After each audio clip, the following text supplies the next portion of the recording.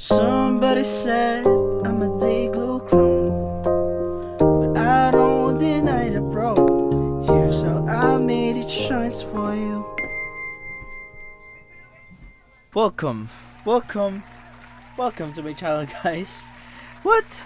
Hindi pa patay channel niya? Anyway, today I'm going to break down one of my songs titled It Shines For You. This song is very special to me kasi I have so many inspiration and madami rin pinagdaanan to. Okay, let's go back sa inspiration. One of my main inspiration to this song is I Miss You by Vansire, Sophia by Clairo, and Dayglow, obviously. I love Dayglow. So yun, anyway, yung pag-record ko sa DAW is galing dito sa phone ng mama ko. Sa iPhone ng mama ko. Kasi di ako mapag-screen record sa laptop. My laptop is potato as fuck. Let's start siguro sa guitars, sa rhythm. Ang goal ko dito is feel sa inyo na nasa space kayo. And so, ang ginawa ko is like reverby. Tapos, parang nakapalibot siya sa tenga mo. So, a lot of stereo enhancing. Wait lang. Let me show you guys. So, ang ginamit ko na preset is Guitar Rig 5. Yes, I use 5 kasi mas tipid siya sa CPU. And ito yung chain ko. Noise reduction, stump compressor, another compressor, and studio reverb. Hindi ko alam ba't naglagay pa ako ng studio reverb dito kasi meron naman na akong Valhalla reverb. Anyway, ayun. Ito yung pag-EQ ko. it's a pretty basic EQing. Let's go to reverb. Actually, manadali ko to. This is the first time I use Valhalla pala dito sa song na to. And hindi ko alam yung pasikot-sikot ng Valhalla nung time na minimix ko to. So like, kung ano lang yung maganda sa tenga ko, ayun lang yung sinunod ko. Let's go naman sa stereo enhancer na lagay ko. So dalawa siya. Actually, ano lang to, stock presets lang sa FL Studio. So, nilaglagay ako ng shaper. Di ko alam ba't dalawa. Pero okay, maganda naman siya. And enhancer. Sorry, it's my first time breaking down songs. And di ko alam paano mag-explain. Tapos na tayo sa rhythm. So, may isa pa ako nilagay. It's a palm mute na rhythm din para lang at least ma-fill up yung song. Hindi siya tunog like there's a missing piece. Gets ba? So, ito yung nilagay ko. Yung another rhythm but pa-pluck or pa-palm mute. Yeah. And pinan ko siya sa left side ng ear. Kasi yung lead nasa right na eh. Ito lang nilagay ko. Chain. 2 equalizers. And another EQ dito mismo sa FL. Yeah. And let's move on sa lead guitar. Ayan, sa lead, the thing that I like the most sa lead is sobrang simple lang na lead. And madali siya matandaan. And yun, madali siya ma-memorize ng lead guitarist ko lalo na pag magla-live. Shoutout to Marco. Stream niya kanta niya. Anyway, ito yung lead. It's a very simple lead. And ito yung chain ko. Ito 35 lang ulit. Ayun. Compressor, amp, cabinet. Naka-split siya. So, white amp, another cabinet or control room. Yun. Dalawang EQ. Studio reverb, chorus, and another reverb. Pero like enough ko yan kasi may Valhalla na. Sa Valhalla, ito yung ano, mix ko. Yung tweaking pala, mix ang push. Tweaking. Ay, yan, ito yung tweaking ko. Ayan, ayan yung mix sa intro. So magkaiba yung sa intro, iba rin yung sa chorus. So yung sa chorus is less reverb siya. So ma-dry ng onte. Ito yung chain. Split na naman. Actually same lang sila, tas less reverb lang. Ayun.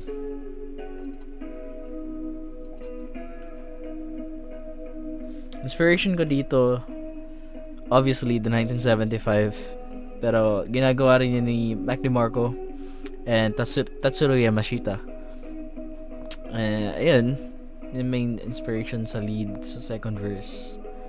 And gusto ko lang din maiba kasi ayoko paulit-ulit nga yung chords, tas paulit-ulit pa yung vibes. Yun.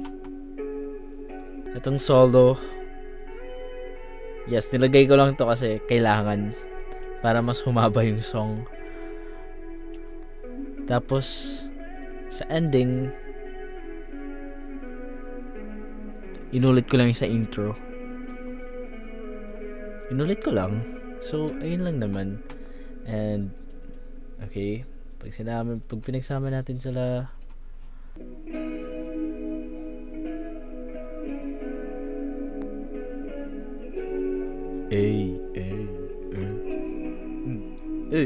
sure. So yun, let's move on sa bass. Ang bass. So, ito yung bass niya. Yan. Actually, dalawang parts lang yun. So, parang copycat. Tas ang naiba lang sa guitar solo kasi isang ano lang dun, kalabit lang. So, ayan.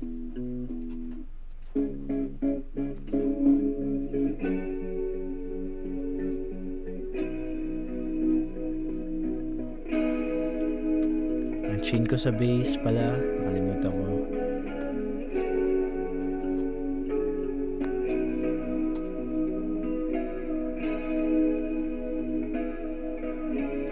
Bass Pro.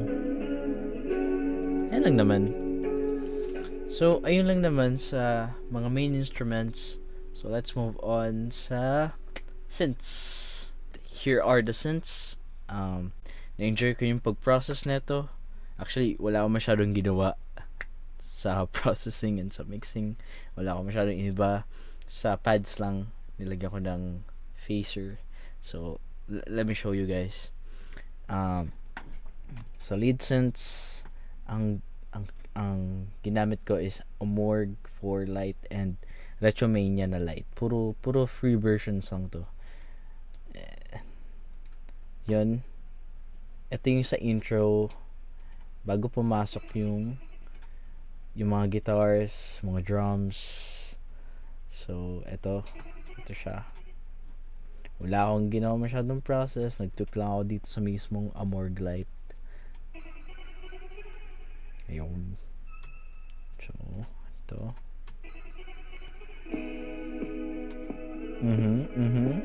And ang ginamit ko is Retromania light. Naglag pa. Wala akong masyadong tunik dito. Dito lang mismo sa Retromania. Wala akong nilagay masyado na plugins or kahit VST. Dito sa pads, ang ginamit ko Retromania. Ito yung Amorg light pala. Tapos ito yung sa ano niya, preset niya. Ang nilagay ko lang dito is phaser lang. Ako nalagyan ng phaser kasi I wanna be that guy na making UFO sa UFO thingy sa music. Tapos bala ko pa maglagay ng lasers pero it's too much siguro. Ayun lang naman sa synths. Ayun, tapos na tayo sa guitar, sa bass, sa synths. Papakita ko naman yung sa vocals. May ginagawa ko technique dito para like kumapal yung vocals. Nag-record ako ng 3 main melody. Isa sa gitna, tapos yung dalawa nakapan left and right. O yun. Papakita ko yung chain ko sa vocals. And siguro preview ko muna. Sorry kung medyo maingay kasi yung nakabukas yung AC sa baba.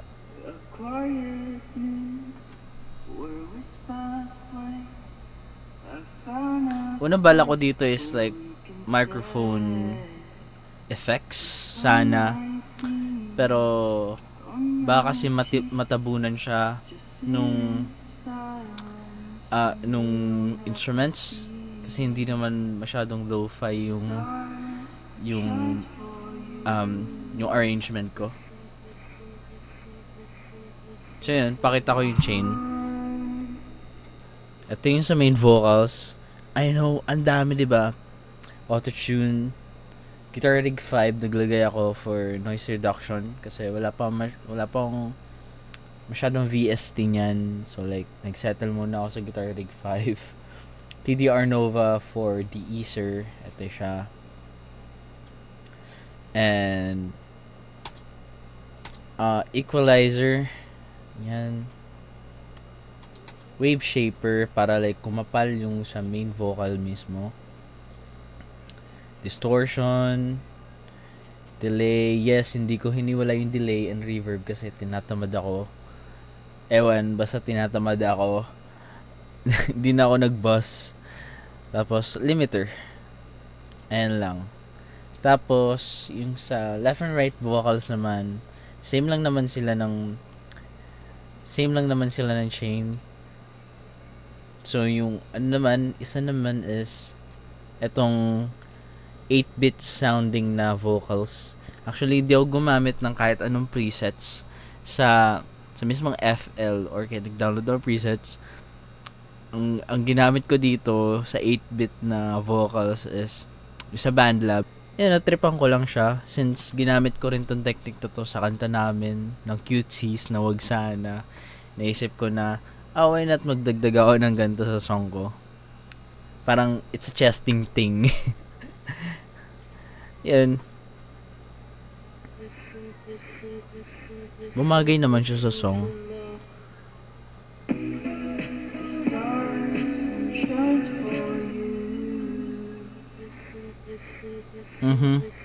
So yun, nandito na tayo sa ending ng vocals, which is yung nagbi-build up the bosses. And sobrang influential sa akin ng Sofia Niclero. Kasi kung wala yun, walang gantong ending sa song ko. Tsaka Giniglaze. So, and feeling sobra supernova. Ang funny kung paano namin nakuha tong lyrics na to kasi si Shirley ang nag-isip ng lyrics na to during our rehearsal sa condo nila. Kasi kinabukasan gig na namin, tapos wala pa kami masyadong practice and nag-iisip ako ng ending for my song. So hindi pa buo yung It Shines For You nun, parang demo version pa lang. And ginamit namin etong Feeling Sobra Supernova para at least merong audience impact and makasabay din yung mga audience sa amin. Ayun lang. Tapos I decided na stay na lang siya sa song since sobrang catchy naman niya. Sinasabi nga nila na parang zilled lyrics kasi cringe, pero catchy naman. Next, itong Quiet Noon. So, kumuha lang ulit ako ng lyrics sa verses. So, next, yun lang. Next natin is ito.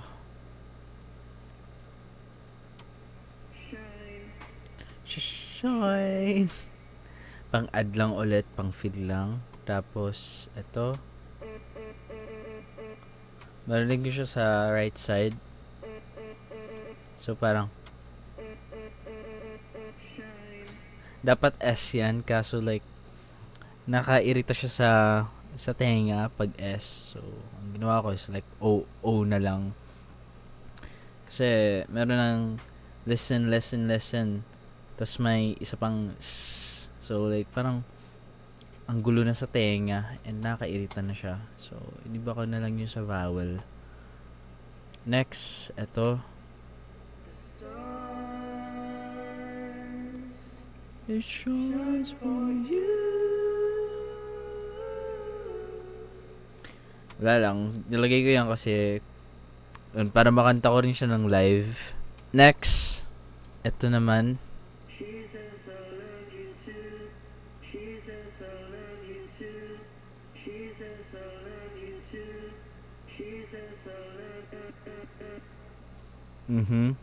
Again, lagay ko lang to para pang feel, para like maramdaman nyo lang na nagbi-build up talaga siya hanggang sa ending na. So yun lang naman dito sa ending ng vocals at sa ending ng song. Next, drums. Hi, drums. Ito yung pinaka problema ko kasi nawala yung ibang parts, nawala yung toms, nawala yung crush. Kasi na-delete ko yung packs na ginawa ko. And accidentally siya nangyari. So, ang mga kalikot lang natin dito is yung kick, yung snare, and yung hats. Ayun lang. So, sa kicks, very simple. Hindi na ako nag-layer kasi sa iba ako nagle-layer. So parang minamerge ko na lang sila. Minamerge ko sa isang project. Tapos ang ginagawa ko is like ini-import ko siya sa songs. Ayun lang, kaya isang track lang siya. So hindi natin siya madadissect kasi na-delete ko. Guys, so ito sa kick. Very simple. Ano bang ginawa ko sa kick dito? Reverb lang. See? And, okay. Punta tayo sa snare. Your basic clean drum with may halong 808 ulit. Ano ba ginawa ko dyan? So, reverb. Pretty reverb lang. And multiband compressor. Saturator. Actually, na-delete ko na ata saturator ko. Ayun lang naman. And then sa hats. Basic hats lang. Ayun lang. So, naglagay lang siguro ako ng reverb dito. Multiband compressor pala. And then, reverb lang. Tapos dito ko siya in-EQ kasi tamad ako. So yun, ayun lang naman dapat itakal natin ngayon. I-dissect pala. Parang teacher na naman. Sana na-enjoy nyo yung vid. And sana naintindihan nyo ako. Maybe next time, Lost in the Haze naman. Sobrang simple lang din ang song na yun. Actually, lahat naman ng song ko, sobrang simple nila. Kasi I don't wanna overcomplicate myself. And ayoko ma-stress ng sarili ko sa mixing. Ayoko ma-burnout. So, as much as possible, ginagawa ko simple. Lahat. Pero like, vibey. So, ayun lang naman. See you sa next video. And this June, may palabas akong EP album. Make sure na pakinggan yung EP ko. Kasi, if not, I will cry. Joke lang. So, yun. Goodbye, bro fist.